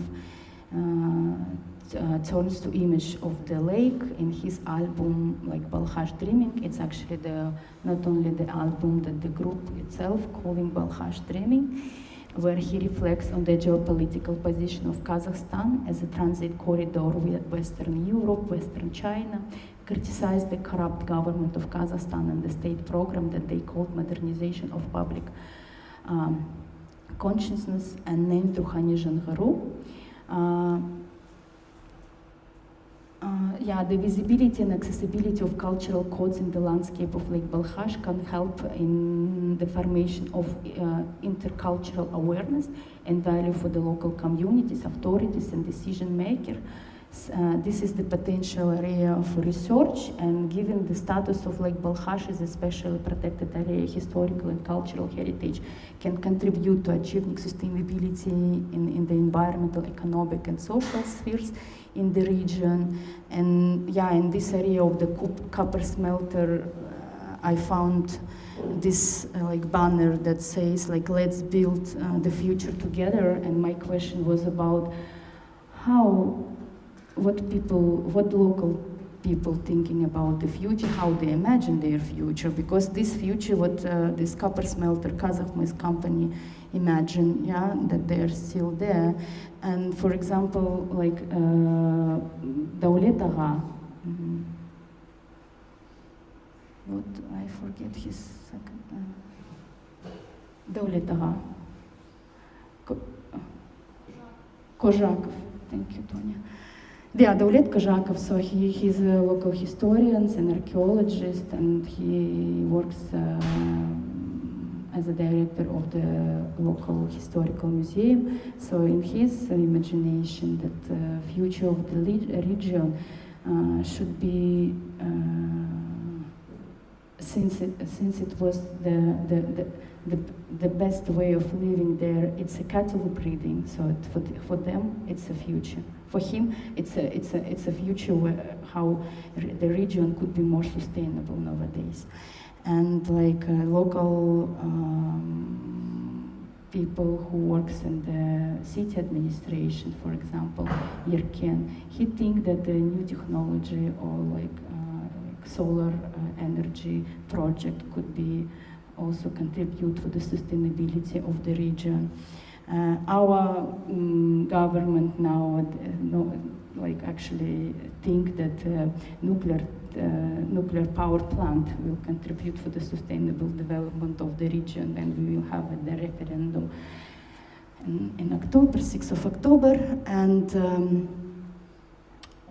Tulubek Agha Donentayev. So what I learned from him, that he remembers the history of his family, and he reclaimed the territory of the in Biktavata. Biktavata, it's a sacred space in an area near BALKHASH, and he bought with his family. They bought the land from the Kazakhstan like 10 years ago, and they because this land of their ancestors, of their family, and yeah, we did also like documentary film with him, and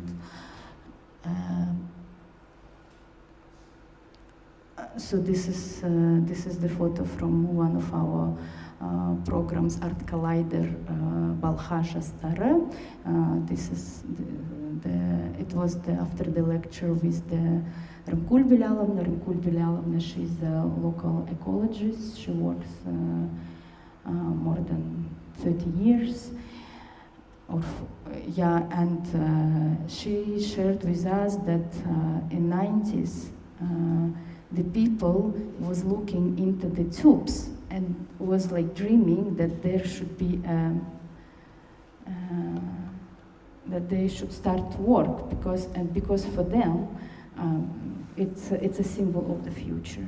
Because in 90s and for some years the factory didn't work, and for the also like people who used to work there, for them when the factory works and there is the gas around, that this means that they have the future. And yeah, so with my colleague from Artcom, so there is Aigerim Klubai, also Antonina Van Leer in this room, and so we organize several educational projects, incubators with the local youth, because what we also learned from them, that they are ready, they want to contribute and think and care about BALKHASH, but they need some also like, but there is the lack of the resources, lack of the knowledge, and so, and from our side we decide to also find a way how we can also support, how we can collaborate and work together. And this is the people from EU Center. So this is our website. There is also about BALKHASH as a project, and here also what we did. So now, in this presentation, I started with the research, and we based on this research, we developed the initiative, and this May we organized with Aigerim, Antonina Van Leer, Renader Karlagash, Ahmed Bek, Aigerim Ospan, Aruzhan Khaltai. We organized International Water and Climate Forum in partnership with the Ministry of Ecology, with the Ministry of the Water Resources of Kazakhstan. And so there is the information on the website, and this is also the exhibition that we organize, interviewing climate waters and communities, that actually will open in Almaty 27 at 6 in a Span Gallery. So, and also we will have also public program on 28 and 29, and the whole information on our social media will be tomorrow. Thank you.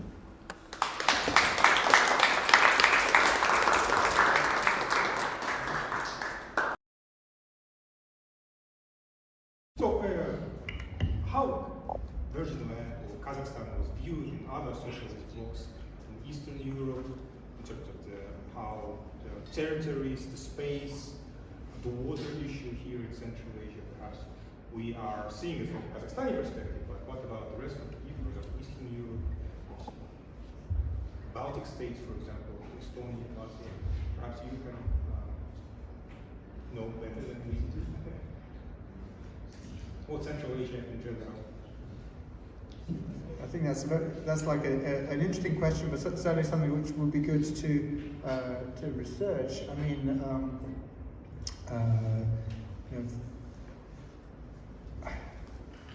mean, maybe one thing to say is there's also, just think about from an artistic perspective. I mean, there's also a history of, thinking within the circuits, the art circuits of the former Soviet Union. There were also artists from other republics. You mentioned the Baltics, so there were artists also from Estonia who, for example, travelled to Central Asia during this period, and were also impressed by what they saw. I mean, one of them is Ilmar Malin, whose work was also with the exhibition that we showed. A few images at the end of the Art in the Anthropocene exhibition in Tallinn, in Kuma Museum in Tallinn. One of the main work for their poster was Ilmar Malin's burning sun or fading sun. It's called Fading Sun, and it's sort of a burnt sun which looks a bit like a sort of a nuclear mushroom. And it's quite famous that he also travelled in Central Asia, and there's some speculation from Estonian art historians whether maybe it was also a comment on nuclear testing and so on that he was aware of. He probably didn't witness it, but so that would be an example of how kind of artistic circulation also had an imprint in terms of thinking about those environmental histories.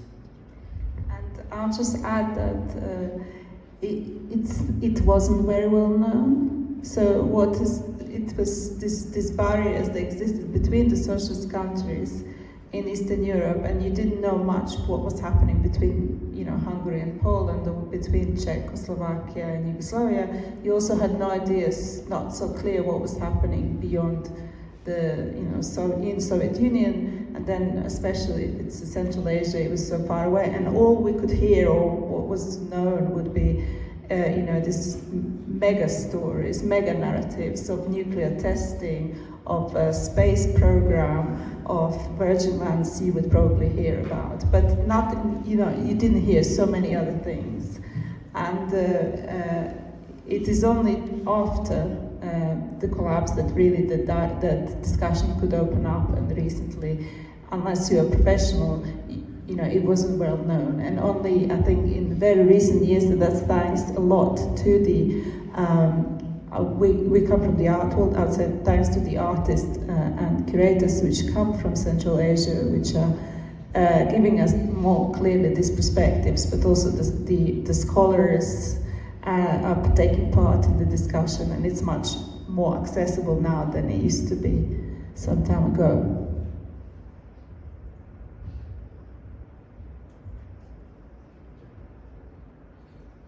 Anyone like to ask a question? Okay, Alex, go. I had a question about BALKHASH. So this copper smelting factory, or hello? So the copper smelting factory, how exactly does it contribute to the pollution in the area? To the pollution around? Is it air pollution? I assume it's water pollution as well. And because the water is decreasing, does that mean that the general salt level of the lake is also now rising much more? And I guess what kind of effects is that having on the people living around it?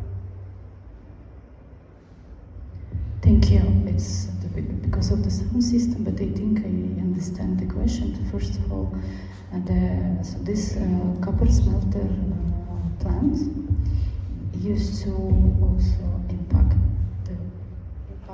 the waters.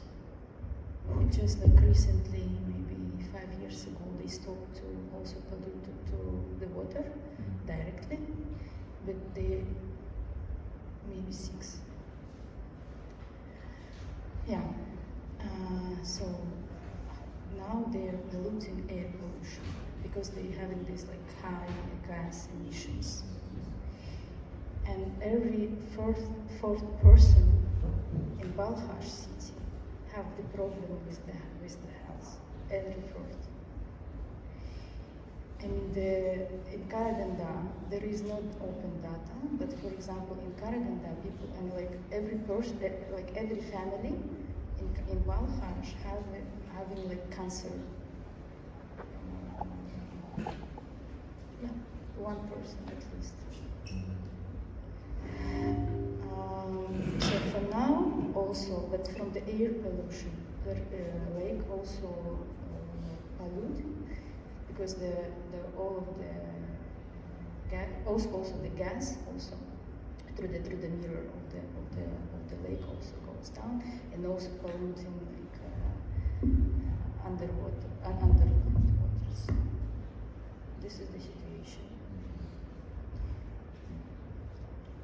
I've got a question which maybe could be directed to both of you, because I think that I'd invite both of you to maybe bring out these aspects a little more. I mean, Alen, I was really fascinated towards the end when you were talking about how the story about how the journalists were fabricating letters from people complaining about the administrators. It just sounds like a really extraordinary story. I know that this system of letters of complaint was something which happened as a kind of a way of expressing some views and so on, and exerting pressure on the authorities.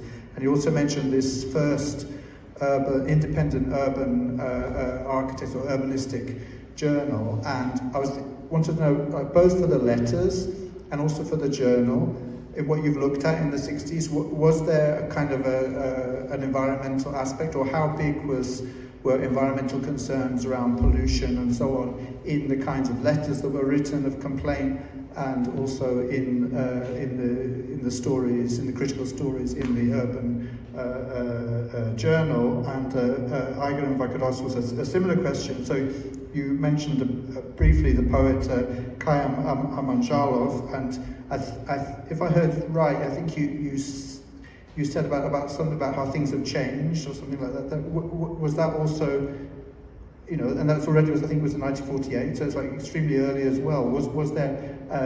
Could you detect some kind of environmental awareness or criticism also in that Kazakh poet from that period?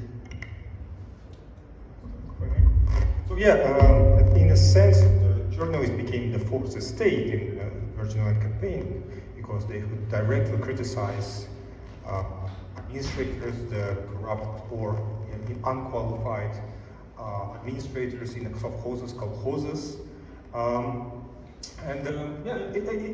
Surprisingly, it was working, but more globally, if we are really precisely reading these complaints, they mostly do not care that much about the nature. They care about the comfort in the city, that it's constantly getting flooded, that the utilities were built incorrectly, that there was no, well, of course they're raising the question that there's not enough space where they can feel the nature, where they can rest in the greenery, and they're asking to build a proper park, a Dendera park there, and it will be built with the help of the journalists and these newspapers who will join.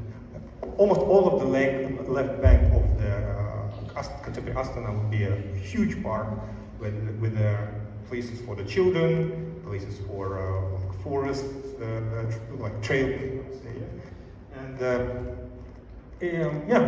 it was working, but unfortunately or not, the legacy of it is now faded away with the new authorities in Kazakhstan, with Nazarbayev building the capital and erasing a lot of this legacy, including Dendera Park, a lot of parks, building his own.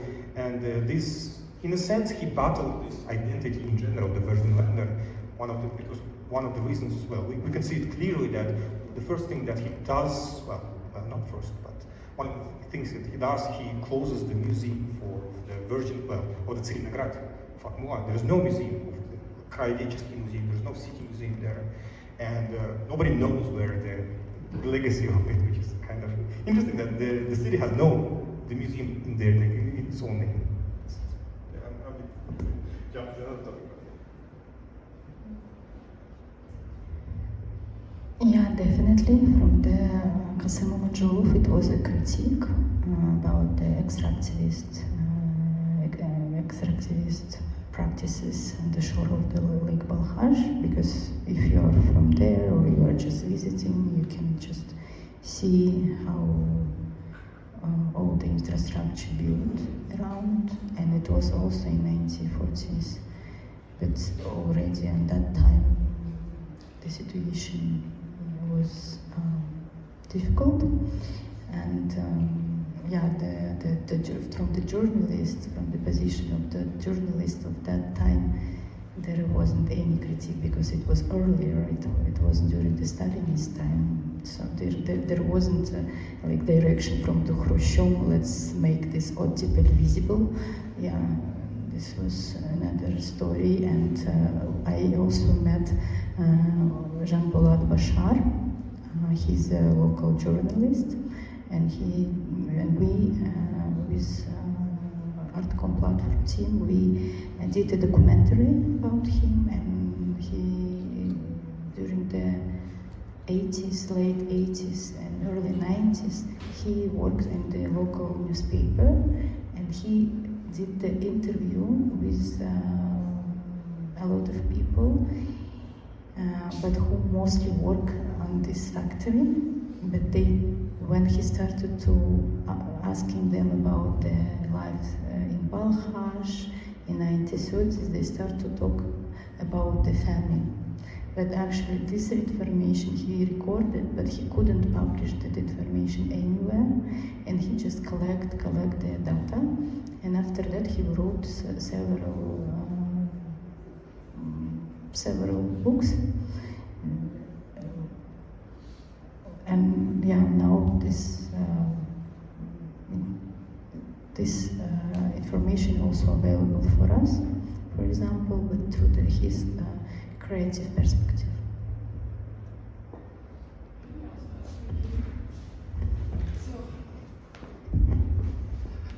I don't know if you mentioned that, but what was the role of this Nariman Yusupov, who preserved BALKHASH Lake at some point from transmitting the water to Kapar, also during the Kunaev time? Thank you so much. Yeah, so there, as we know, like Kapar Sea near the Almaty, it's like water reservoir and also hydroelectric station. in 1980s, in 1987, 1988, the BALKHASH lake almost was in catastrophe because of this Kapshagai reservoir and Nariman Kapshagai. He was at that time the minister of the water irrigation system of the USSR, and he stopped the foliage of the Kapshagai reservoir. They stopped, and from that time they took the level of the BALKHASH lake more or less same, because of the construction of the Kapshagai reservoir. Actually, it's hugely impacted the whole biodiversity. Very big degradation around from the south part of lake, and yeah, this is also a big problematic for the BALKHASH lake. There is another problematic that they didn't finish the building of the counter-regulation system, because after the hydroelectric station and some kilometers down, there should be also that kind of system that can also work in dialogue with the hydro, but this regulation is still not there.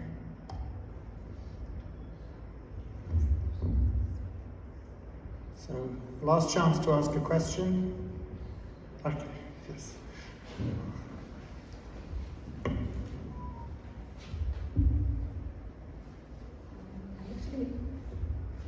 I actually have two questions. So, of course, we are looking today from the historical perspective what happened, but also I think that it's really important to speak about how we bring this today, the critical reflection, because it's all, we're looking to this through the optic of visual art. And my question first would be, do you think there is any chance that we can review the region? So my question, I mean, the notion of the regions, like it was before, for example, through the presentation of Alen, you clearly see that Kazakhstan never been considered as not part of Russia or whatever, so it was always part of their land in a way. So now, of course, we're in a big question to ourselves, can we really connect Kazakhstan and Central Asia to, or maybe reinterpret not the political borders, but in a way that like the visionary or conceptual borders of the same heritage or problematics. So this is the first question. And the second one, what do you think from your perspective, what is needed to be done actually to invigorate the artistic production on these important topics that we're raising tonight? Okay, wow, huge questions. I mean, in terms of regions and also the role of artists in thinking about regions,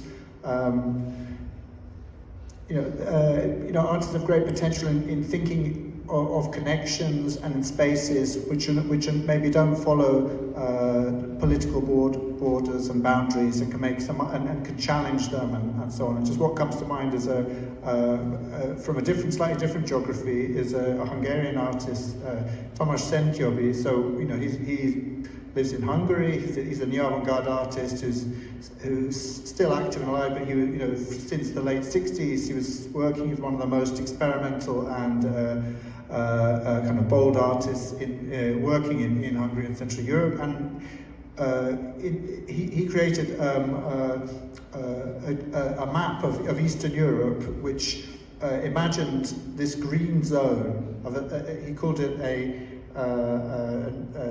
was it the nuclear non-proliferation green zone, a fluxus non-proliferation eco-green zone, flux.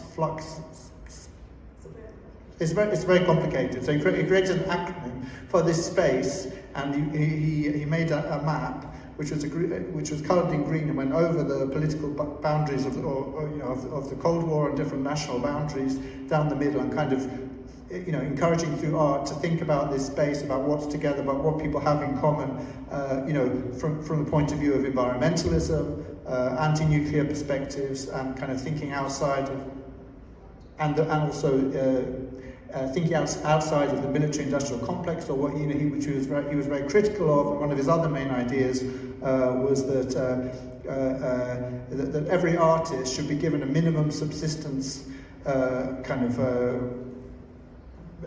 budget, or minimum subsistence kind of pay from the military budget. That actually the military budget should be transferred to artists and to people to be able to live and survive, rather than it all going into weapons and so on. So I mean that would be an example of how artists can maybe help us to rethink regions. And you can imagine you could also, there might be parallels, and I'm sure there are parallels in terms of artists thinking about these geographies in different ways as well. And maybe just geographies of Socialist Anthropocene to mention that we're also thinking about the fact that during the 20th century, the socialist world was practically half of the world. The Africas, the Latin America, Cuba, the whole of Central Asia, and also and Eastern Asia and so on. It was incredible, huge geographies which cannot be overlooked. Shouldn't be overlooked in the discussion of how the Anthropocene developed during the 20th century. And so I agree with this. The artists always had the vision, and they were either they had the vision to express something, or they were commissioned to do the official visions. And we can treat these artworks as documents of that period and approach them from that perspective. But if it's a proper artwork, it's always more to it than just the pure documentation. You can always read more, you can always discover more to it, and this is the reason why we're revisiting those histories. Contemporary artists is a different question, and I think Central Asian artists are going through a very fortunate moment currently in the last few years, with the last few biennials, maybe Documenta and so on. And it is very important to use this moment very well, I would say, because of the experience we had from other places which experienced socialism. I would say, it was because it's a huge problematics in the global art world, where you're coming from and what regions are you associated with. And there are some ideas, or during the 20th century, the Eastern Europe and socialist world was the second world, and then there was the third world, so-called. And the second world, the Eastern Europe, was the other Europe. It was the other world. It was kind of the alternative. And this position of privilege really was lost after '89. And with the disintegration, there was a brief interest in the artists from Soviet Union, from Eastern Europe, and it just kind of quickly disappeared. So these kind of waves are happening, and what we're seeing now, I think, is the wave that we're currently seeing is quite a big interest about what is happening now here in the region, although it is not just this region. We live in a global world, and artists from different geographies speak to each other with the same language. They talk about the same problems. We all experience the climate disaster. We all seeing what's happening to the world. It's not isolated. So artists from here speaking to Latin American artists with the same language, or artists in Papua New Guinea or something like that. So it is not the same historical moment anymore, and we are all communicating about similar problems. Okay, so thank you so much. Thank everyone. So not to forget, we have a really amazing film, 25-minute film, and the artists will be joining us after. Now let's take a 10-minute break, because you've all been wonderful. I think 10 minutes break, and we'll start the film in precisely 10 minutes. So please just refresh and come back in 10 minutes' time. Thank you.